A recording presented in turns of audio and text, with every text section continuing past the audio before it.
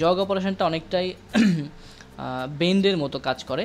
আমি যদি হচ্ছে আগে স্কেচ বেনটা দেখাই তাহলে আরও ক্লিয়ার হবে। স্কেচ বেনটা কীভাবে কাজ করে, স্কেচের জন্য আমাকে এখানে একটা স্কেচ নিতে হবে। লাইক আমি হচ্ছে এর আগে তো দেখালাম এখান থেকে আমি ফ্লেঞ্জ উঠিয়েছি, এখান থেকে ফ্লেঞ্জ উঠিয়েছি, এখানে এই শিট মেটালটাকে এখানে জাস্ট বেন্ড করব। সেক্ষেত্রে কী করতে হবে, আমাকে এখানে একটা স্কেচ নিতে হবে।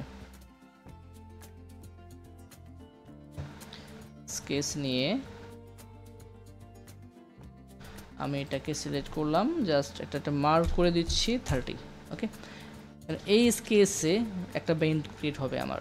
জাস্ট এখন আমি শিট মেটালে যাব, স্কেচ বেন্ডে সিলেক্ট করব এবং একটা পজিশন সিলেক্ট করে দেবো। ঠিক আছে, আমি এটাকে সিলেক্ট করে দিচ্ছি। এটা সিলেক্ট করে দেবো মানে এটা ফিক্স, এটা হচ্ছে আপনার বেন্ড হবে। আমি যদি এটা সিলেক্ট করি তাহলে এটা ফিক্স থাকবে, এটা বেন্ড হবে।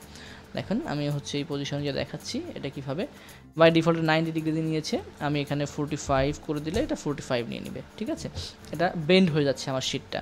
এখানেও সিমিলারলি কিছু পজিশন রয়েছে, সেটা হচ্ছে এটা সিলেক্ট করলে ঠিক মাঝখান থেকে এটা বেন্ডটা শুরু হবে। আমি যে স্কেচটা করেছিলাম তার সেটাকে সেন্টারে রেখে এটা সিলেক্ট করলে ওই স্কেচটাকে আউটসাইডে রেখে ইনার সাইড থেকে হচ্ছে বেন্ড শুরু হবে। এটা দিলে স্কেচের বাইরে চলে যাবে, এটা দিলে স্কেচের একবারে বাইরে চলে যাবে, মানে একবার এই রেডিয়াসটাই, এই লাইনটাই পুরো স্কেচের বাইরে চলে যাবে। এভাবে আমরা অপশনগুলো সিলেক্ট করে আমাদের প্রয়োজন অনুসারে স্কেচ বেন্ডটা করতে পারি। তো এই যে স্কেচ বেন্ডটা দেখলেন, এটা হচ্ছে জাস্ট আমি এই স্কেচটাতে একটা বেন্ড করেছি। এখন জগ অপারেশনটা কি হচ্ছে, জগ অপারেশনটা হচ্ছে একটা পার্টিকুলার টাইপ অফ বেন্ড, মানে জে এর মতো হবে। ঠিক আছে, তাই সিমিলারলি জগের জন্যও আমাকে একটা স্কেচ নিতে হবে। আমি এখান থেকে যদি জগ অপারেশনটা শুরু করতে চাই, আমার শিট সাইজ কিন্তু সেম থাকবে, জাস্ট ওইখানে একটা জগ অ্যাড করবে, জে শাইপের একটা, যে মানে জি শাইপের একটা হচ্ছে শেপ অ্যাড করবে। এটা আমরা অ্যাড করে নিলাম। নাও আমি যদি শিট মেটালে যে জগ অপারেশন সিলেক্ট করি, এটা সিলেক্ট করে দিই, তখন দেখেন আমার হচ্ছে মোটামুটি এই স্কেচটা থেকে একটা এই জে এর মতো একটা শেপ ক্রিয়েট হয়েছে। এটাকে আমি আরও ডিফাইন করতে পারি, লাইক আমি এটাকে অ্যাঙ্গেল চেঞ্জ করতে পারি, এটা 70 ডিগ্রি করে দিলাম।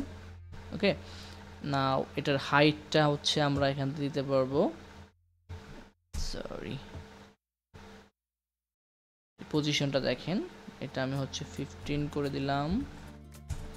এটা হাইটটা চেঞ্জ হচ্ছে, আর এটার শেপটা হচ্ছে মানে সাইজের যে হচ্ছে লেন্থটা এই যেটা ছিল সেই রকমই থাকবে। ওকে, এভাবে আমরা এখানে জগটা ক্রিয়েট করতে পারি।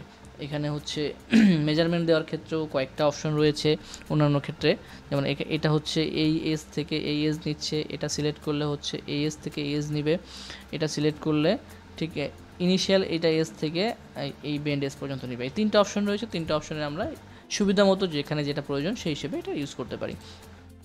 তো এটা হচ্ছে শিট মেটালের জগ অপশান। আচ্ছা, এখন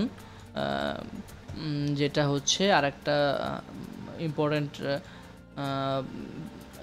টুলস নিয়ে আলোচনা করব, তার আগে একটু দেখাই যে শিট মেটাল ফিচারের যে সুবিধাটা, যেটা যেমন আমি এখন যেটা করেছি, আমি যদি আগেরগুলো সব ডিলিট করে দেই,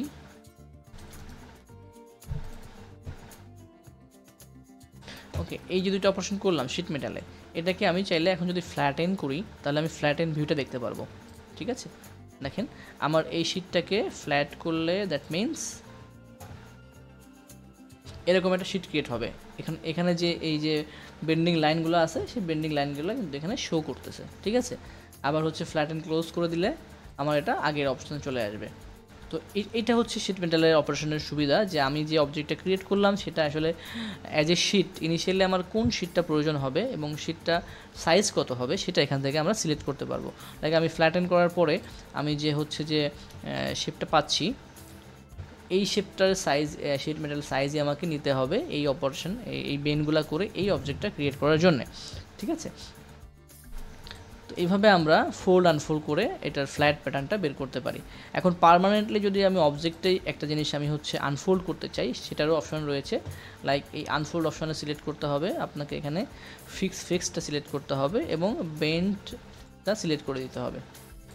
ঠিক আছে, এখন আপনি ওকে দিলেন, দেখেন আমার যে বেন্ড অপশনটা ছিল সেটা এখন আনফোল্ড হয়ে গেছে, ফোল্ড থেকে আনফোল্ড হয়ে গেছে। এটাকে আবার ফোল্ড করা যাবে, এই ফোল্ড অপশনে যে ফিক্স প্লেস এবং এই বেন্ডিং অপশনটা সিলেক্ট করে দিলে এটা আবার হচ্ছে ফোল্ড হয়ে নেবে, আগে যে অবস্থায় ছিল সেই অবস্থায় ব্যাক করবে। এভাবে আমরা ফোল্ড আনফোল্ড অপশনটা সিলেক্ট করতে পারি।